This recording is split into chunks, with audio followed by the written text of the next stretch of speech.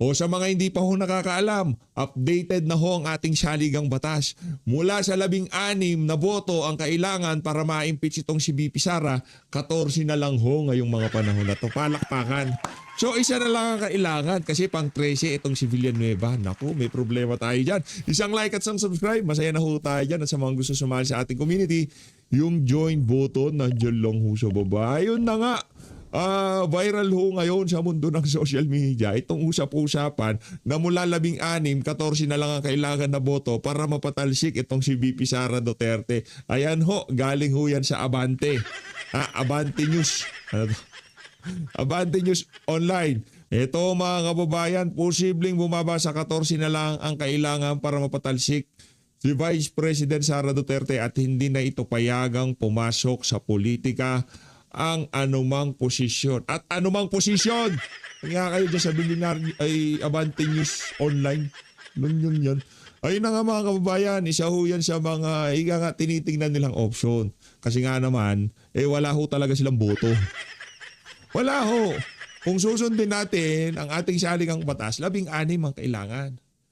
Sinabi na nga ni Ascuna Sinabi na ni Ascuna, mapa-present, mapa-hindi present, 16 ang kailangan na boto para ma-impeach si VP Sara. Ngayon ho, binubrute force nila itong impeachment na to na kung saan lahat na lang ho ng ginagawa nila, lahat na para ma-impeach itong si VP Sara. Pambihira ho talaga itong mga walang yan. To, hindi ho talaga titigil.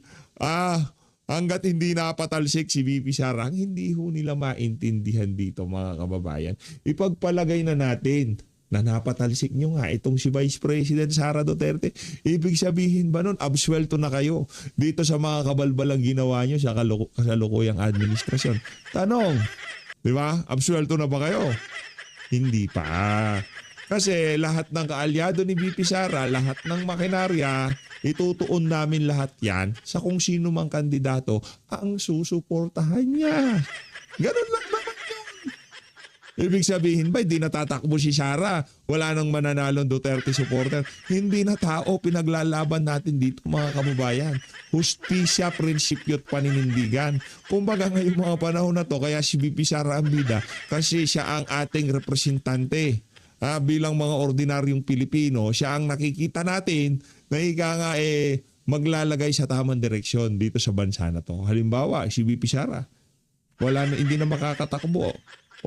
Ngayon, naghahanap tayo ng kandidato. Sa tingin niyo ba pagka sinabi ni VP Sara, suportahan natin itong si ganito, itong si PH Updates. Biglang naging politiko. PH Update for President. Diba? Pakinggan. Let's go. Sabi ni VP Sara, suportahan natin. Sa tingin niyo ba si PH Update, hindi niya iboboto si PH Update? Hindi ako yun yung isang PH Update. Diba? Natural, iboboto ho natin yan. Kasi yan ang direktiba ng isa sa mga pamilyang pinarusahan nila sa pag-aakala nila na pagka hindi na nakatakbo, hindi na mabubulatlat sa sambayan ng Pilipino ang mga kabalbalang ginagawa nila sa kasulukuyan sa administrasyon na to. Yun ang iniisip nila. Akala ni Joel Chua, safe na siya kung sakaling hindi makatakbo si VP Sara. Mga si Raulo, hindi mangyayari yan. Rektaho tayo dito sa yan na nga ba yung packaging ngayon? Yan na nga ba ang packaging ngayon? Di ba? Ito talaga mga Philstar na to, mga basurang mga pahayagan to Fear of being branded traitors keeping Cayetano allies from crossing over. Lumipat kayo, walang problema. Lumipat kayo kay Marcos Jr. 'Di ba? Hindi kayo mga traidor. Kayo mga walang prinsipyo at paninindigan. Ganun lang 'yon. Para kay Senator Loren Legarda. Alam ko hindi magko-crossover to. Hindi ko pupunta sa paksyon ng mga taga Malacanang to. Pagkatapos binaboy-baboy yung anak niya. 'Di ba? Gusto lang naman nung anak niya ibulgar yung mga kabalbalan itong si Garjola. Ang problema, nagkataon, si Garjola, tuta pala ni Martin Romualdez. Kaya nagkahindot-hindot itong batang libiste, di ba? Yun ho ang kasaysayan ng ating bansa. Yung mga siraulo at mga adik sa Malacanang, ang nasa utak nila, pagka hindi na tumakbo si Sara, safe na sila. Mga siraulo, hindi mangyayari yan. Dahil pag hindi nakatakbo si VP Sara, pinatakbo itong si Robin Padilla, anak ng Petrang Garapata, maghahalo ang balat sa tinalupan sa ayaw sa gusto nyo. Di ba? Ganun lang. Ganito. Sen, ikaw president. Vice mo si Baste. Presidente si Senator Robin Padilla. Handa nyo na yung mga tumbong nyo kay Mayor Baste pag nagkataon. Itong ginawang pagbibigay ng tulong ng ating mga magigiting na senador dyan sa Jensana sa mga biktima ng 7.8 lindol, magnitude na lindol dyan sa General Santos. Nandito si Ma'am Camille, si Ma'am Camille Villar. Love ko na nga niya si Ma'am Camille. Kaya palakpakan natin niya si Ma'am Camille. Di ba? Yung pagdating kay Chis Escudero dito kay Villanueva kung sakali man at nararamdaman na natin, parang alam na natin kung anong kahihinatnan na ang pagpasok niya na yan sa special session. Di ba?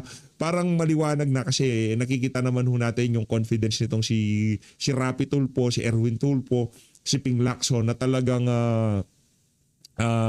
tatrabahuhin ho na talaga nila sa June 17. Yung pag-u-officialize ng liderato dyan sa Senado. Meron pa tayong final hura bukas. Maghihilong pa tayo dyan sa Blue Ribbon. Pakinggan natin Senator Robin Padilla. Game.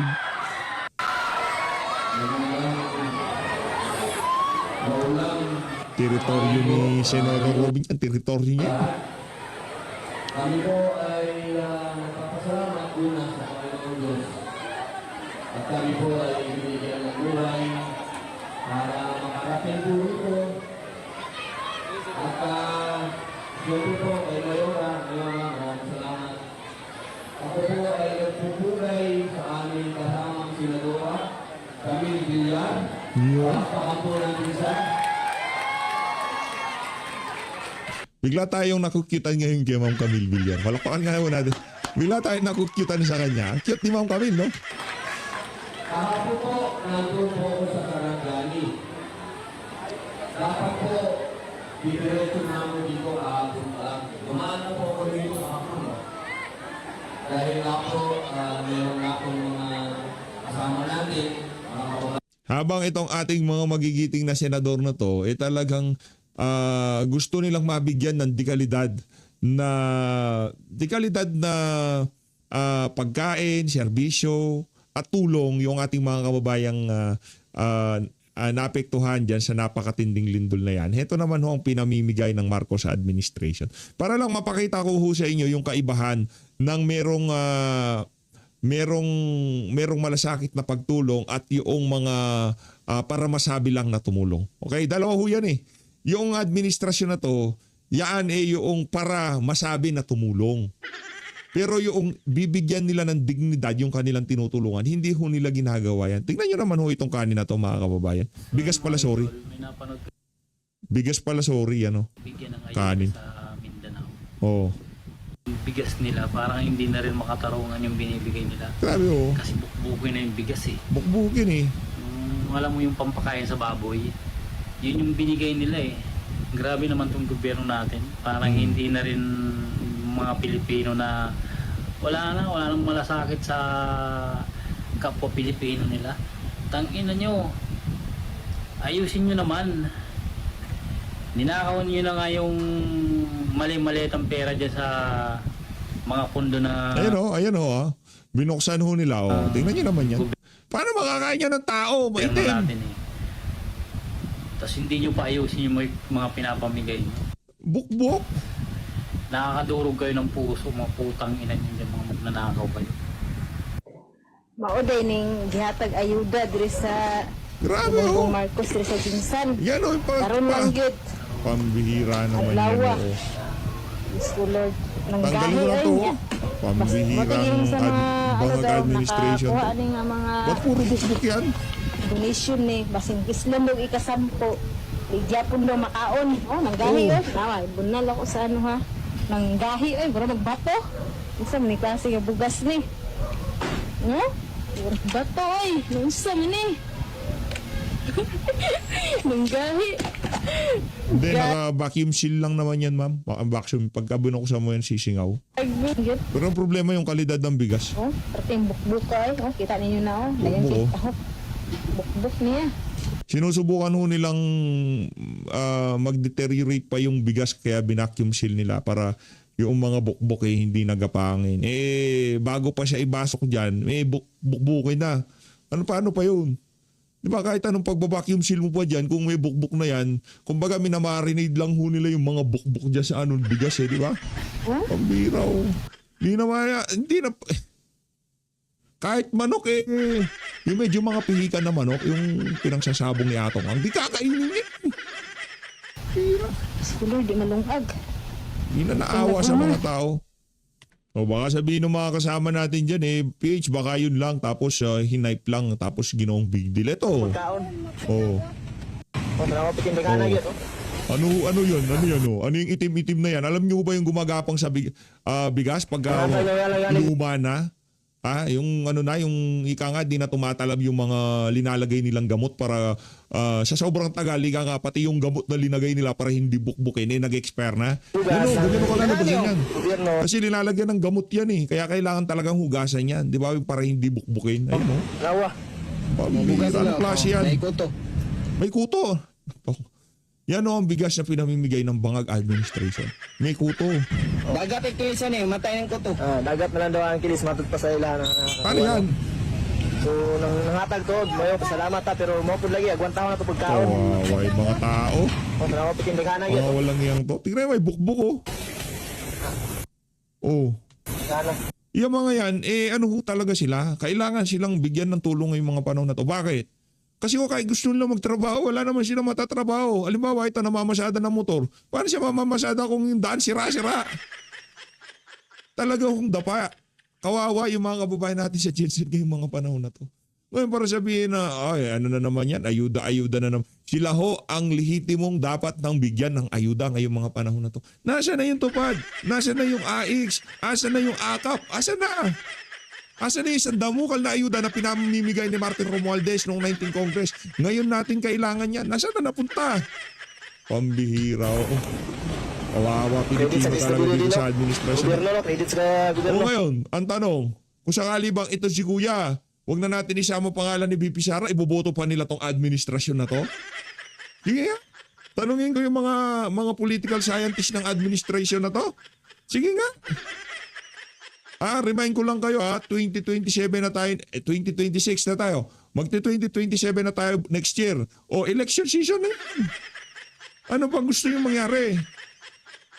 Kung meron kang kandidato ngayong mga panahon na to, ngayon pa lang nagpapabango na. Pero ang problema, anak na to ka, yung ayuda na nga lang pinamimigay nila, bukbukin pa. Petrang garapata. Talagang walang kwenta tong administrasyon na to. Dito tayo kay Joel Chua, isa sa mga aso ni Martin Romualdez na talagang isa sa mga gumugusto na ma-impeach si VP Sara. Yung mga individual na gustong ma-impeach si VP Sara, mapa-congressman yan, mapa-senador yan. Malaki ho ang diferensya ng mga yan. Sa maniwala ho kayo siya hindi. Meron ho silang malaking pananagutan sa taong bayan. Marami ho silang dapat na ipaliwanag at susunda administration. Kung hindi man si VP Sara ang magiging bida dyan, ito sisiguraduhin ko sa inyo, magkakaroon ng gulatan next election. Sige, impeach si VP Sara. Impeach siya. Pero by 2028, wala nang kapangyarihan si Marcos Jr. Lahat ng influensya niya sa ombudsman, diyan sa House of Representatives, maawawala yan. Diba? Mawawala yan. Sinasabi ko sa inyo mga kababayan. Rito mo tayo, Joel. Okay? Magandang umaga at sa lahat ng mga taga-subaybay. Okay, Congressman Joel, there's already a pre-trial set for Thursday. What can the public expect from this pre-trial? Susubaybayan po ba namin ito? Well, the pre-trial conference is not open to public. But yung regular pre-trial, so there will be stipulation of facts, Marking of evidence, the identification of witnesses, and yung kung paano, how do we want the arrangement, kung ano yung unang article na mauuna. So I think that is also part of what we are going to stipulate. No? So basically, yan ang mangyayari sa pre-trial conference. Are you anticipating that any of those points will be contentious? Like kung ano yung mga mauunang articles of impeachment? Do you foresee any opposition from the defense? Well, normally kung ano yung nasa prosecution yan di ba? Normally kami ang mamimili diyan. Siguro do sa stipulation of facts, siyempre diyan yung medyo magkakaroon ng konting girian. But let's see, and this will be the first time, no, that we will be able to, kasi yun sa amin, basically, if you watch the Committee on Justice, basically, nandiyan na yung mga witnesses, yung mga documentary evidence, no? So, yun sa kanila, until now, hindi pa rin natin alam. So, alam naman natin na itong pre-trial conference, the reason why ginagawa ito is to prevent surprises during the hearing. So, kaya, let's see kung ano yung magiging diskarte naman nila. For your part, meron po bang ipepresent ang prosecution ng mga additional documents, additional evidence that we did not see during the House Justice Committee hearings? Well, may mga iba kaming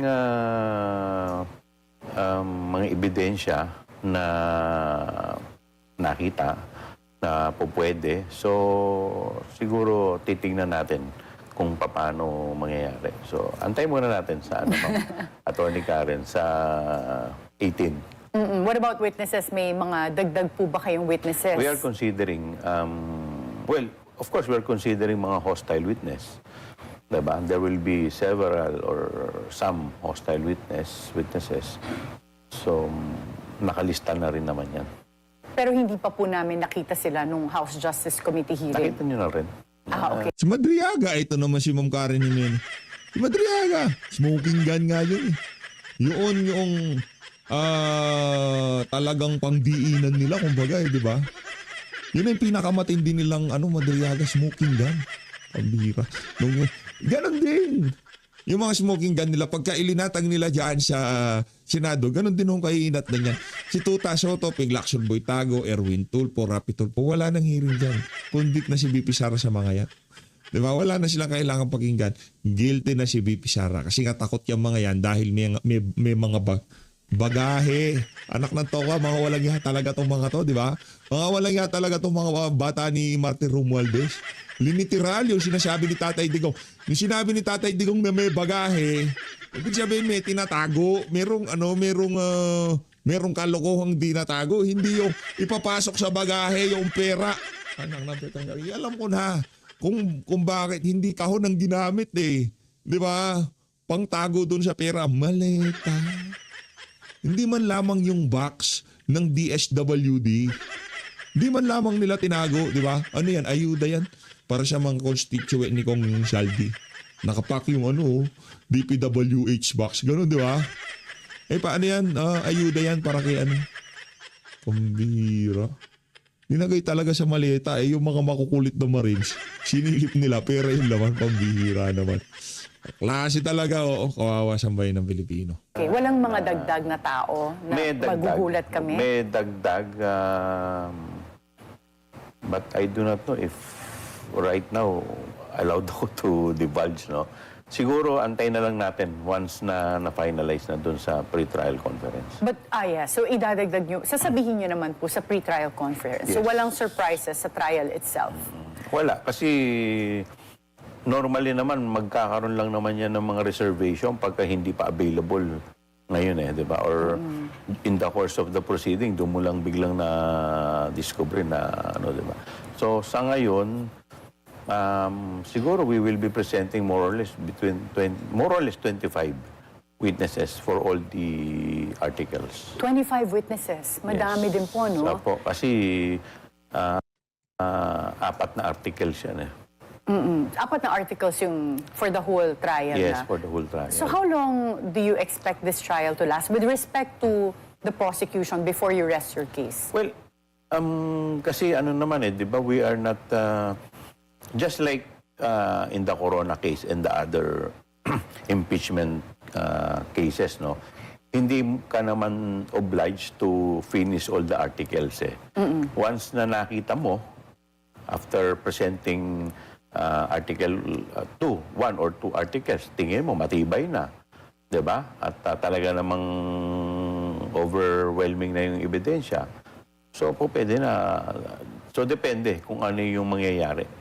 Kayo po, anong magiging gauge nyo to determine kung malakas na yun na-present yung articles of impeachment so far? Ako, sa totoo lang, I'm not worried, no? Ako, I believe that all the 4 articles, malakas talaga lahat yan. So, mangyayari lang ito. Wala namang hindi malakas sa inyo. Mantakin nyo yung amo nyo, ang pati tama, malakas eh. Mantakin nyo si Madriaga, malakas sa kanila, pambihira. Lalakas ng tama nyo. Siguro yung girian natin dito is depending on who will be the one to sit as presiding officer. Kasi siyempre, nasa kanya yung pamukpok eh. Oh, yung so siya gavel, yung tatanggap ng isusustain o iaano niya yung objection eh, di ba? So siya ang magsasabi kung ano mga ebidensya. Siyempre, pag sinustain yung objection, disgrasya naman yung disgrasya kami, di ba? So kami naman, we just want a fair trial to allow us to present all the pieces of evidence that we have, di ba? Kasi yun naman talaga yung gusto natin dito is justice, eh, di ba? Fair and fair trial. Fair. Justice. Justice. Pagatin mo yung ganon. Justice ba tawag doon, Congressman Joel Chu? General yun, hindi si Congressman Joel Chu yun. Di ba? Hindi si Congressman Joel Chu yung nagpapakagat ng ano. Kaya kayo, ano ho yan mga kababayan? Justice. Yung mga maanumal yung flood control project, walang justice. Ganon na lang yun. Pambihira. Fair trial.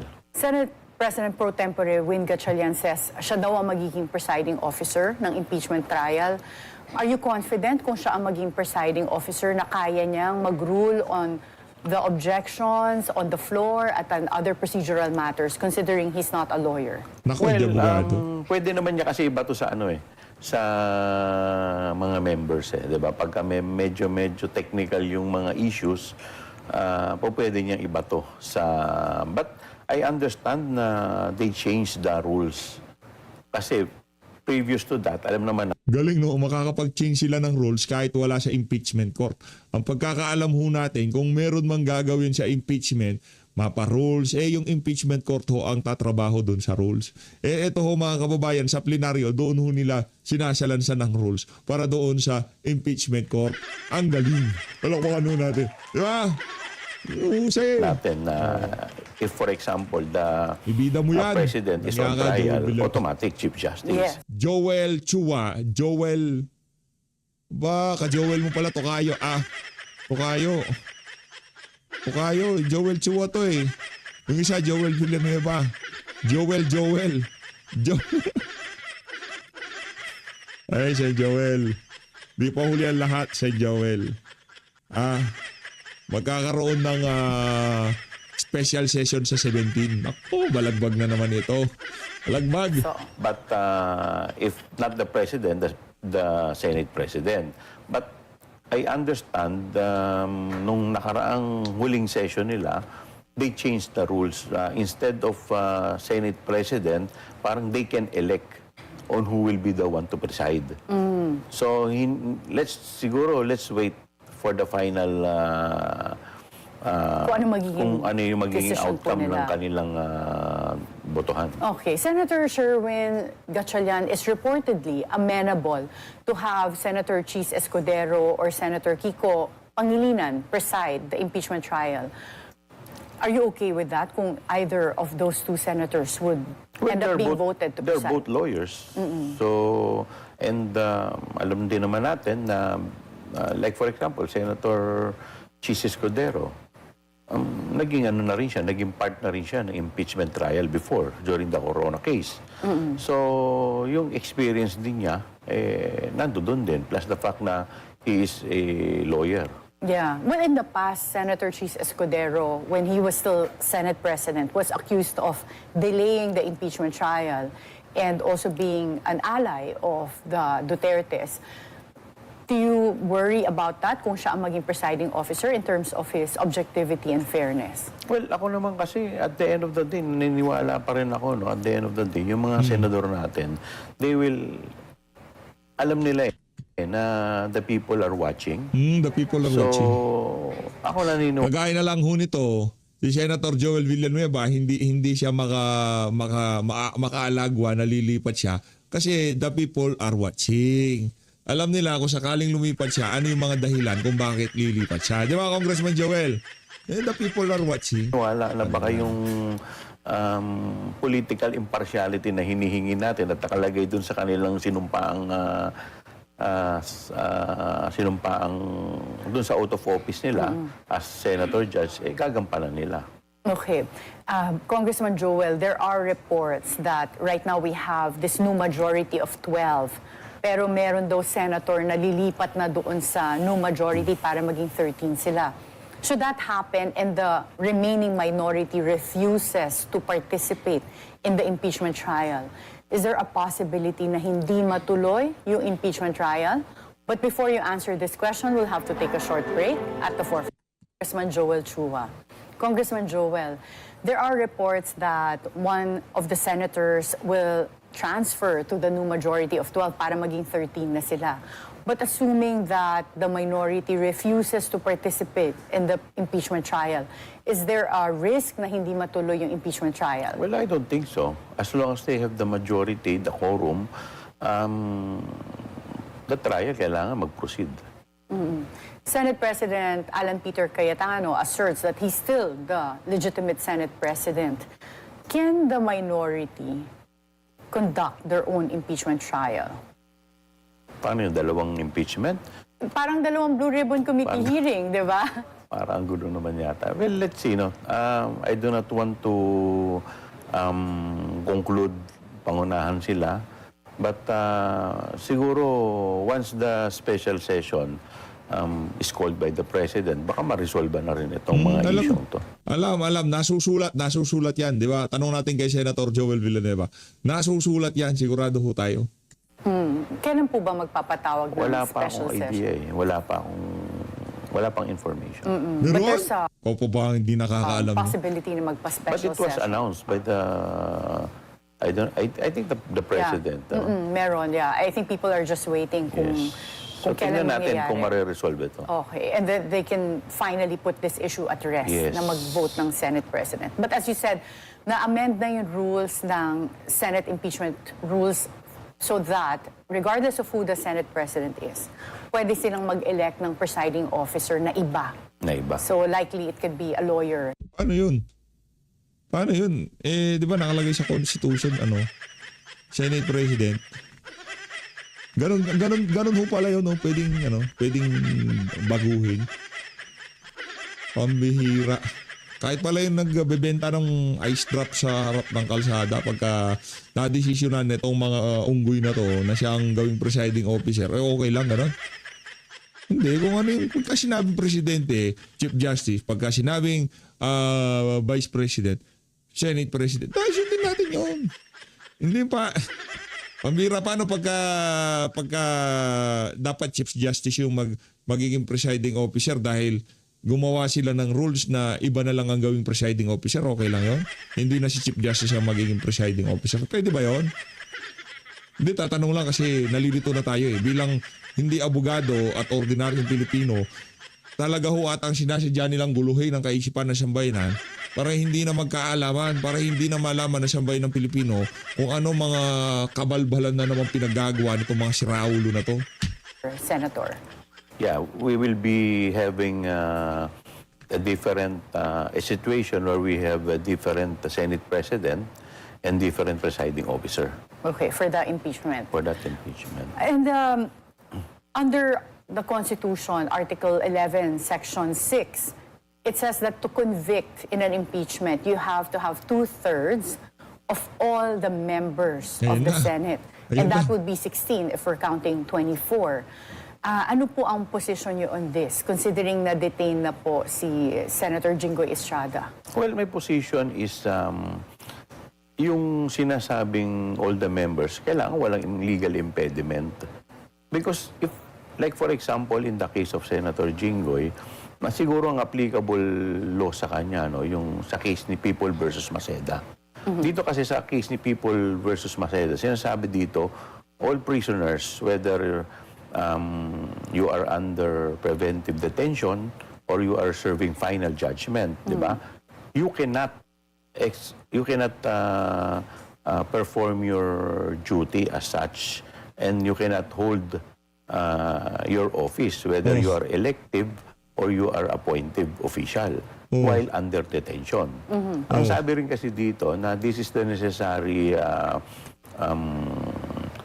effect of the arrest Oh. and the imprisonment. Oh. So parang Pero Wala na, nung time Senator po Lina. ni Senator Laila Hindi na siya, de Lima, she was exercising her functions as senator while she was detained. yeah, Oh. kasi wala naman nagtanong eh. Wala naman comment. Ako ngayon may nagtanong kaya ayusin natin yan, ganon. Ayusin natin, ganon. So kung merong nag-question that time, Yeah. you think that it would have been settled And even the against case her? of Trillian, Inaano na ho, binabaluktot na ho nila ngayon. Di ba? Wala na ho tayong, kung tawagin ng mga abogado kagaya ni Joel Chua, presumption of innocence. Wala na. Di ba? Ang dating parang ito si Senator Jingo Estrada, guilty na. Di ba? Tinanggalan na ho siya ng kapangyarihan bilang senador. Hindi na ho siya. So natin yung opisina ni Sen Jinggoy. Di ba? Dahil nga naman pala wala na eh. Hindi na pa siya eh. Wala na siyang kakayahang hindi na siya dapat awakan ng kanyang posisyon bilang elected government official. Ganun ba yun, Congressman Joel Chua? Nako, ano na to ha? Iba na yung binabaybay na to, mga bangag na to ha. in the case of Trillanes versus, I think, Pimentel. So si Senator Trillanes, parang he was asking na he be allowed to perform his function as lawmaker.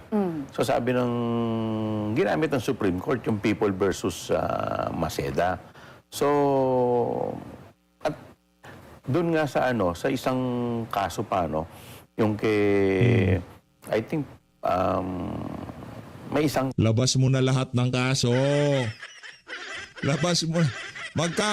Magkakagulo dito sa isa na to sa tingin ko pagka ang ating armed forces hindi pa gumalaw dito. Hindi pa sila nagsalita. Teka lang, huwag niyong pakialaman ang saligang batas. Kung di sa isa kailangan, di sa is dapat ang boto dyan. Kung sinabing ganyan, sabi ng saligang batas dapat ang maging presiding officer, Senate President, dapat yan na sundin natin. Diba? Pambira talaga itong mga to. Kasi bagay, trip nila yan eh. ang kaso kasi na parang sinasabi, once na kasuhan ka, like for example yung plunder, 'di ba? At nakita ng korte na valid yung criminal information.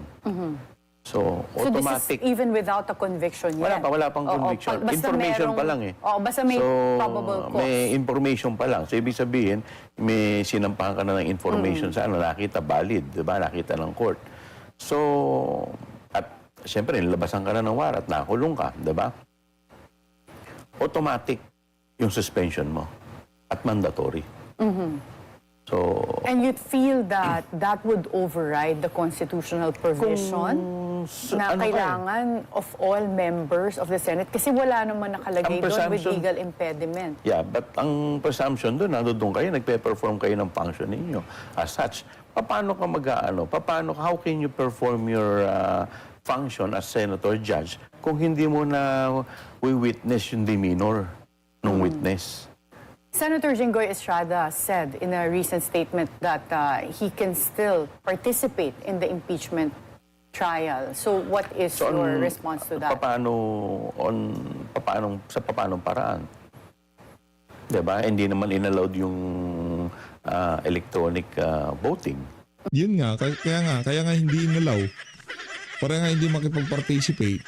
Tapos dahil nga hindi na pwede mag-participate, bawasan natin yung dapat bumoto, di ba? Mga siraulutan ka itong mga to.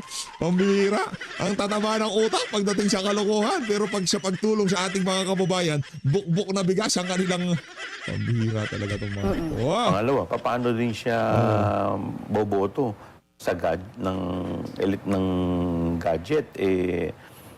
Unang-una, bawal sa kulungan ng gadget. Oo, but Senator Jinggoy, since he's under detention, is technically under the jurisdiction of the courts. Yes. Hindi ba pwedeng mag-file ng permission from the courts to allow him, one, to participate in the trial, and second, to vote. Well, kung gano'n na mangyayari, lahat na lang nakakulong. Gano'n na yung gagawin basis nila. Like for example, yung mga governor, mga mayor na nakakulong, who are also facing the same case. Di ang gagawin na lang nila, sabihin nila, binoto rin kami ng tao. We have to perform our function. Binabayaran kami ng gobyerno. So, pagka gano'n na mangyayari, Hindi naman ganun yun. Yun lang rules nila sa Senado. Diba? Yun yung rules ng Senado. Iba naman yung sumasakop sa rules ng mga mayor at saka mga ibang government official. DILG naman yun. Pinahintulutan ng DILG, why not? Diba? Pero pagka yan, rules nila yan, tandaan nun natin, isa sa kapangyarihang binigay ng saligang batas sa ating mga senador yan, na pwede nilang gawin ang kanilang sariling rules. Pwede nilang amendahan ang kanilang sariling rules. At kung ang rules nila sa Senado, ipagbigyan ng isang senador para gampanan ang kanyang tukol, yan ang problema dito sa mga asa ni Martin Romualdez. Pagmumukahin ho kayong tanga, pagmumukahin ho tayong mangmang, si Raulo, walang alam, di ba? Para lamang maibida nila yung kanilang mga walang kwentang punto de vista. Hindi naman senador yung mayor. Iba namang katungkulan nun. Iba yung nila, iba yung sumasakop sa kanila. Ito ang legislative separadong sangay ng pamahalaan. Executive yun. Hayaan nyo, wag mong imekos-mekos. Pagmumukha ka si Raulo niyan pagka merong nakakaintindi sa'yo. Diba? Hindi ko naman sinabi na magaling ako dyan sa mama na yan. Sinasabi lang natin, pinagmumukha akong si Raulo at walang alam ang sambayan ng Pilipino nung ibang mga politiko dito sa bansa na to. Kaya habang buhay na lang ho, pagka hindi ho natin inalmahan itong mga kabalbalan na to, iisipin ho nila, talagang hawak nila ang beat. Louis Troy, no? Ganyan to. Yeah, could you imagine kung gaano yung resources na magagastos ng gobyerno, lahat yan papayagan, plus the manpower. But it's Dito to, yan. discretionary upon the court. So can't they allow, at least with Well, respect to Senator Jinggoy, because it's an issue of transcendental Well, importance? that is a question that can only be addressed by the court. But in my humble submission, that is not allowed. What about reducing the required number of votes from 16? Allowed yan. So again, yun yung pinag-uusapan natin. Nakalagay kasi sa Constitution, 2/3 of all members of Senate. Pero may mga nagsasabi na baka may possibility na ibaba to less than 16 in order to convict Vice President Sara. Kasi hindi naman sinabi na 2/3 of the 24 senators Ang sinabi of all the members. Yeah, of so all. If Ingat baka sa susunod yung magiging vice president pagkakaalyado nitong mga dilawan pinklawan na to o Talyanista Ensaymada, baka ang problema dito, baka dalawa na lang ang kailangan para ma-impeach ang kung sino man ang vice president na yan. Ingat, baka yung mga ginagawa nyo ngayon gawin sa inyo sa mga susunod na panahon. Hinay-hinay lang. Wag masyado yung kakups niyan, ha. Hinay-hinay yung pagiging kups dahil may hangganan lahat ng bagay dito sa mundo na to. Okay? Congressman Joel. like for example, in the issue of quorum, di ba binaba yung issue ng quorum doon sa mga decided case na nagkaroon But ng... again, if we're talking about the Cuenco case, it didn't decide the issue of quorum. It was an issue, it was a doctrine that we use for the political questions doctrine. The Supreme Court there refused to decide the issue of quorum because they said it's a political question. Pero naging obiter yung tungkol sa quorum. But it was 4 justices that said may quorum, 4 justices that said walang quorum. So actually, it's still undecided. Yeah, diba? whether that is decided or not decided. But at the end of the day, ito po pwede rin ito maging test case. You think the Supreme Court will... Hindi pa rin. Kung test case, bakit kailangan pang i-formalize yung bagong liderato ng Senado? Ibig sabihin, walang quorum noong nag-elect sila ng acting Senate President. Ay yung pagbabakante sa mga committee, yung pagtatalaga ng mga bagong chairmanship. Bakit hindi sila makapalag dito kay Senator Alan Peter Cayetano? Bakit hindi nila makarga itong si Senator Rodante Marcoleta? Kasi alam nila meron din problema yung ginawa nila. Anong quorum? finally decide it in this era gulo mo, that we have right now? Well, sa akin dun sa issue kasi na kung po pwede pa si Senator Jinggoy, once bumaba na yung yung kanyang preventive suspension, kasi 90 days yan diba? Normally 90 days yan. Before, dun kung titignan natin yung Section 5 sa Plunder Law, wala talagang period. But I think there is a case na sinasabi na parang it would be in violation of the constitutional right of the accused kung magiging indefinite yung preventive suspension. That's why they limited it to 90 days. So yung magiging question dyan, ako dun sa 90 days, once kunwari itong impeachment, within the 90-day period, so kung preventively suspended ka, so it is like as if you cannot perform your function. So magiging issue dyan, yung beyond. Kung kunyari, After malifting na suspension, lifting suspension, hindi can pa rin be tapos yung exercises, ano hindi na? pa rin tapos yung impeachment hearing. Oo. So sa tingin ko naman dito, yung kaso ng People versus Maceda, yun naman na mag-a-apply. Which Diba? means after the preventive suspension period, pwede nang mag-participate si Senator Hindi, kasi doon Jinggoy. sa People versus Maceda nga sinasabi nga na lahat ng prisoners ay hindi ka po pwede mag-exercise ng iyong So that's your profession. position, hindi That talaga is my siya pwede. Kasi sabi nga, that is the natural consequences of arrest and detention. Yeah. But of course, they can always question that sa Supreme Court. Do you think meron pong magfa-file sa Supreme Court to put all of Sana. these issues under Well, for the possible decision naman. of the Supreme Court? Possible naman. But I think the Senate should first decide it and then the Supreme Court can review kung tama yung mga naging desisyon ng Senado. You've been designated as the second lead prosecutor for the Article 1 of the impeachment on alleged misuse. Naburyong ho ako sa kakapakinig sa boss nitong si Joel Jua. Dito na ho natatapusin ang mga kabalbalan nitong mama na to. Maraming salamat ho sa pagsuporta sa PH Update. Mag-ingat ho kayo lahat. Malinatang Pilipinas.